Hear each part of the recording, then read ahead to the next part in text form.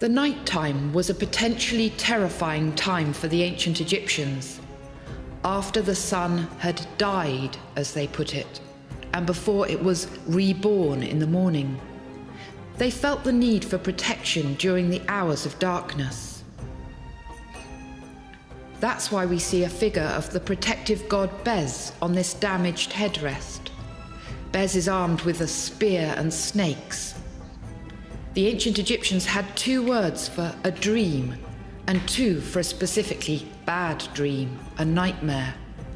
The ancient Egyptians went to lengths to ward off bad dreams and made use of protective spells upon waking from a nightmare. The cause of bad dreams was often seen as the malice of demons or the dead. Execration texts, written on bowls or human figurines, list bad dreams among the menacing forces threatening us. These objects were bound, broken, or buried so that the forces would become powerless. They believed they could commune with the dead in dreams. Letters survive written to deceased relatives and acquaintances. This one is on papyrus, but they're often written on pots and bowls left in tombs.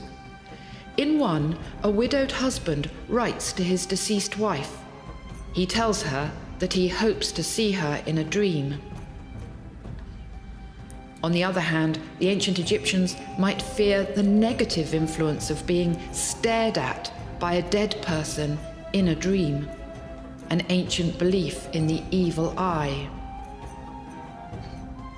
The ancient Egyptians believed that a deity could have a direct influence on an individual's dreams. Oracular amuletic decrees such as this survive, texts purporting to contain a direct speech by a deity offering protection for the person in question, usually a child. These were rolled up and worn in a little container around the neck. One reads, "We will make all dreams which she will see, good ones."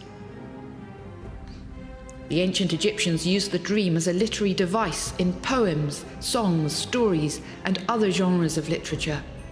Sometimes we find ideas that appear in literature across the ages and the globe, appearing for the first time in ancient Egyptian literature. A good example of this is the transitory nature of human existence being compared to a dream. The ancient Egyptians clearly talked about their dreams and documented them. From the New Kingdom, ancient Egyptians mention dreams in which gods and goddesses speak to them, often with advice. The earliest record we have of the speech of a god to a dreamer is on the stela of Thutmose IV, which stands between the paws of the Great Sphinx. The Sphinx, as a solar deity, promises kingship and a long life to the prince. But first the prince has to do a task for the god, to clean up his great stone body. A dreamer might wake up feeling exhilarated and joyful as a result of a personal encounter with a deity or a dead person in a dream. From about 600 BC in Egypt, we have evidence for people deliberately going to sleep in sacred places, actively seeking contact with the divine in a dream, in order to receive a divine cure, for example, or to have a wish for information fulfilled, such as the need for instructions relating to buildings. This practice gets called incubation. The deified sage Imhotep came to be associated with this practice. By the Ptolemaic period in Egypt, the god Bez is sometimes being referred to as god of dreams. It's thought that pilgrims would have spent the night in the Bez chambers at Saqqara in the hope of experiencing dreams, perhaps in connection with fertility. You can see that this figure of Bez is missing what would have presumably once been an erect phallus. The ancient Egyptians were interested in the interpretation of dreams, sometimes as a means of foretelling the future and a means of guiding their behavior.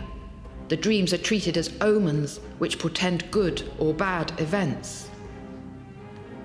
They required interpretation, which could be provided by a dream book, such as this one written in hieratic on papyrus, dating to about 1200 BC and found at Dir al-Medina in the library of the scribe Kenhir Kopashev.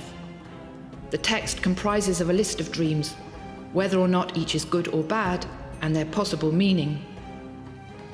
For example, to dream of a harp meant something evil would happen. The ancient Egyptian word for a harp was benet. The word for evil was bint.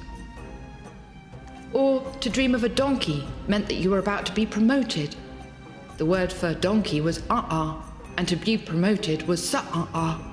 Wordplay was an integral element in ancient Egyptian magical texts and rituals.